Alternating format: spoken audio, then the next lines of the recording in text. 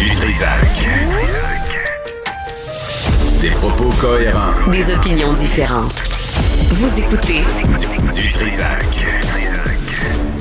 Bon, selon le Nouvelliste, Stéphane Parent s'apprête à lancer une réédition de son livre consacré à l'affaire Cédrica Provencher. Le livre est paru en 2019. Il est avec nous. Stéphane, bonjour. Approche-toi du micro, s'il te plaît. Salut, Benoît. Bon, on remet, évidemment... Cédrica Provencher, là, c'est un traumatisme. C'est pas juste pour elle, pour la famille, mais pour tout le Québec. Hein? C'est un sujet délicat à aborder. Tout à fait, effectivement, parce que, bon, tu sais, ça remonte à 2007 quand même, la disparition, en juillet 2007.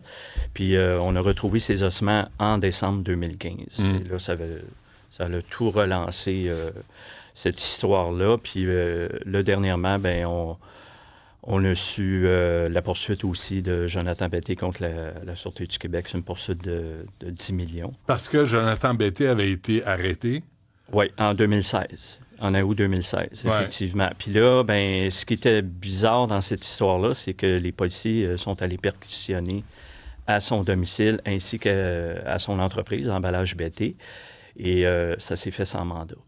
Alors, comment qu'on explique qu'un corps de police comme la Sûreté du Québec doit savoir ça, là? Ben oui. Ça ne sera pas admissible à la cour. Là. Ouais. Alors, on le fait quand même. Ouais. On est allé... Moi, j'ai eu c'est un peu ma théorie. aberrant, hein, de faire c'est très aberrant. Puis ouais. moi, sur le coup, je me suis dit, c'est bizarre parce que j'avais convenu d'une rencontre avec Betty via son avocat. Ouais. J'ai passé par Marc Bellemare. Pour un documentaire? Pour le documentaire. Puis là, on avait établi un petit peu les conditions de la rencontre. Puis son avocat avait accepté. C'était quoi les conditions? Ben, en fait, c'était que lui puisse parler, mais qu'il garde une certaine confidentialité par rapport à la rencontre, tout ça. Donc, on n'a pas été au bout du processus parce que quand ça a été convenu, j'ai appelé l'avocat. Il dit « Rappelle-moi lundi, puis je te confirme ça. » Je le rappelle lundi. L'avocat de Betté. De Betté. Là, il dit « Ben, écoute, ça marchera pas. Les policiers sont en train de perquisitionner. » J'ai dit « Pardon? » Je dis, Christy, es-tu sur écoute? Es-tu sur écoute? Alors, je pense que c'est probablement le cas. Puis là, je sais que son avocat, dernièrement, il veut obtenir les écoutes électroniques par rapport à ça. Donc, évidemment, quand ça a passé à la cour, ben, le juge a tout rejeté la requête des policiers. C'est une expédition de pêche. Parce qu'il n'y avait pas de mandat. Ouais. Donc, OK, là, tu as un livre qui sort. En fait, c'est le livre de 2019. Oui, effectivement. Qui ressort, mais est-ce qu'il ressort le 16 avril prochain? Oui. Est-ce qu'il est bonifié ou... Oui, il est bonifié. Ben, en fait, c'est parce que il y a eu beaucoup de demandes, puis l'éditeur, ben, de la part des librairies, puis les distributeurs. Donc, mon éditeur, il voulait le rééditer à ce moment-là, puis il a dit, bon, ben, on va faire une mise à jour. Mais l'as-tu réécrit? Non, on a juste rajouté peut-être un chapitre là, à ce niveau-là. Donc, je parle du procès, puis, bon, l'intelligence artificielle, parce que c'est surtout ça là, qui fait réagir. Oui, c'est ça. Parce que toi, tu prétends, Stéphane Parent, l'intelligence artificielle pourrait aider à faire la lumière sur la mort de Cédrica Provencher. On le rappelle, disparue le 31 juillet 2007 à Trois-Rivières. Elle avait 9 ans, la pauvre fille.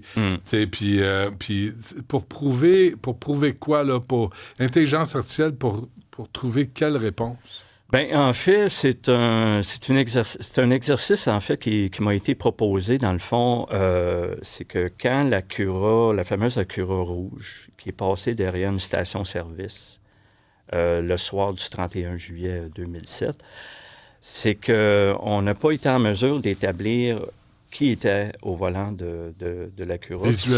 Visuellement, puis c'est le passager ou la passagère qui était à côté à ce moment-là, parce que les images étaient vraiment de mauvaise qualité. Mais là, aujourd'hui, avec cette intelligence artificielle-là, ça nous permet de revoir en fait, c'est que ça va upscaler, ça va agrandir les images et chaque pixel va être traité avec, on va faire une espèce de contraste et on va sortir tous les éléments de chaque pixel. Donc, ça travaille sur plusieurs couches. Pour reconnaître la forme du visage Exactement. de la personne au volant et du passager ou de la passagère. Effectivement. Puis moi, j'ai vu des résultats là, aux États-Unis. Là, c'était impressionnant. il montrait l'image A, on voyait absolument rien. L'image B, là, c'était comme toi puis moi, là, tellement que c'était clair. Ils appellent ça des neuronaux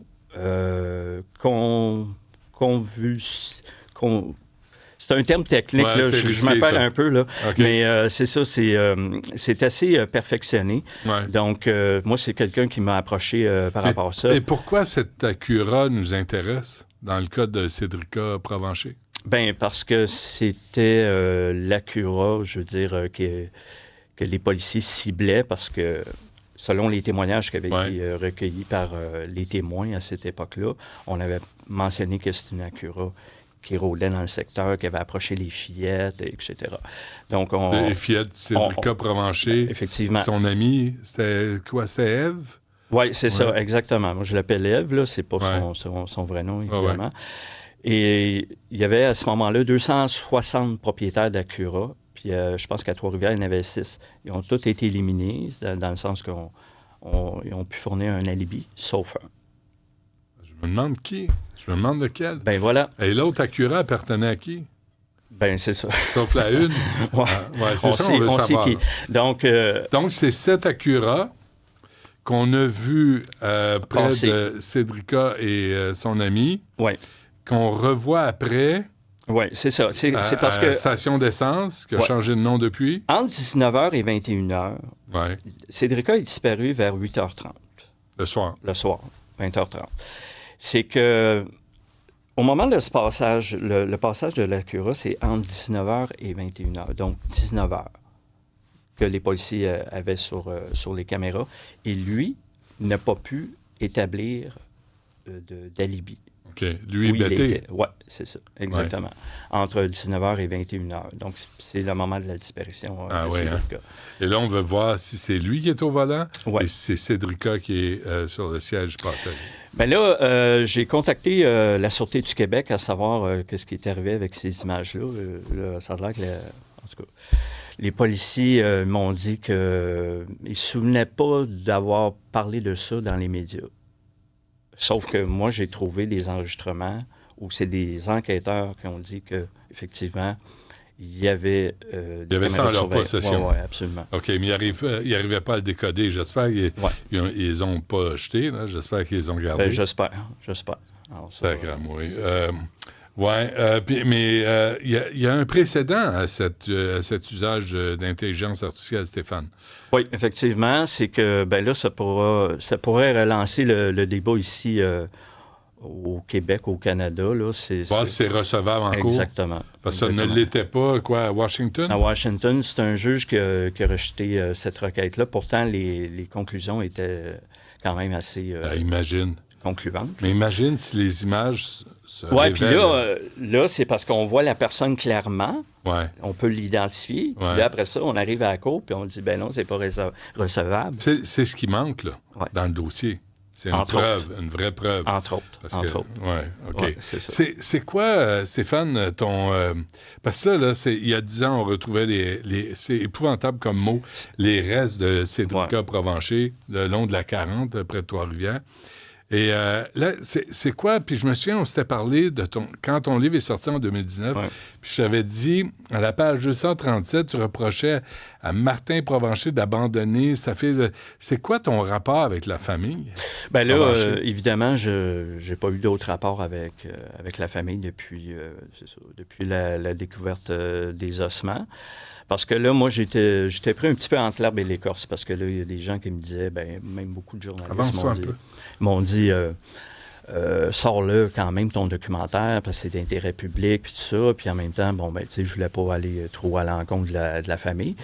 Mais malgré tout, il y en a eu plein de documentaires là, qui sont sortis depuis 2015. Alors, qu'est-ce qui est arrivé? C'est parce que moi, là, j'ai brassé la SQ dans un précédent documentaire.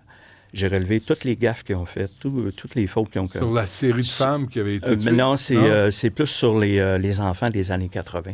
Il y a une série d'enlèvements d'enfants des années 80. Avec des enquêtes bâclées, des pièces à conviction détruites ou perdues. Alors, moi, je faisais un peu l'état de tout ça. Et puis... Ils n'aiment pas ça, là? Ben là, ils n'aiment pas ça. Puis là, à l'époque, ils sont allés voir les mères, les familles. On dit, hey, non, on fait notre travail, on fait notre job, puis tout. Puis faites pas parlez pas à Stéphane, parlez pas aux journalistes, là. C'est une mauvaise idée, là. Ça, c'est les parents qui m'ont relayé ça après. Et ça, là, tu parles quand des je suis arrivé enfants dans le dossier... des années 80, là, il y en a plusieurs en un temps très restreint. Oui, à peu près 6-7 enfants enlevés. La plupart n'ont pas été résolus à ce jour. C'est ça. Puis là, quand je suis arrivé dans le dossier de Cédrica, ben c'était sensiblement les mêmes enquêteurs. Alors, tu comprends que... C'est pas le bienvenu. Il n'était pas content. Ouais. Mais ton rapport avec la famille, est-ce que ça s'est... Ça s'est rompu là. Parce que là, Martin, il ne voulait pas... le père? Martin Provencher, c'est ça. Le père, quand on a retrouvé les ossements, lui, il a souhaité qu'on arrête.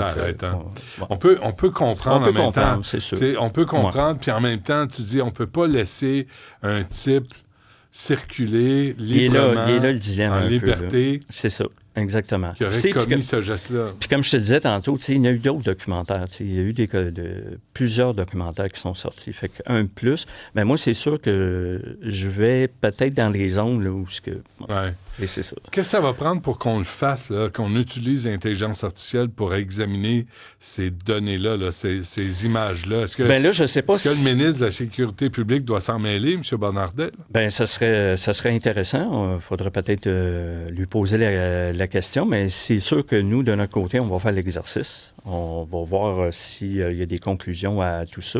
Puis s'il y a une conclusion, là, on utilise des images reconstituées. Moi, je suis allé à la même station-service, j'ai loué une Acura, j'ai mis un passager, j'ai mis 2 personnes à bord, j'ai fait le même trajet. Puis c'est ça qu'on va utiliser pour essayer de voir si on peut ressortir quelque chose de ça. Parfait. Bon, d'ici là, en avril, le livre ressort, là, puis je pense qu'il ne faut pas l'oublier, Cédrica Provencher. Il ne faut pas l'oublier. Il ne faut pas l'oublier, puis si on peut apporter quelque chose de nouveau dans le dossier, sans nuire à l'enquête, là, mais juste apporter des points positifs par rapport à ça pour permettre de le résoudre. Parce qu'il y a un gars qui est en liberté, puis il ne devrait pas l'être. Exactement. Stéphane Parent, merci. Merci, Benoît. Merci.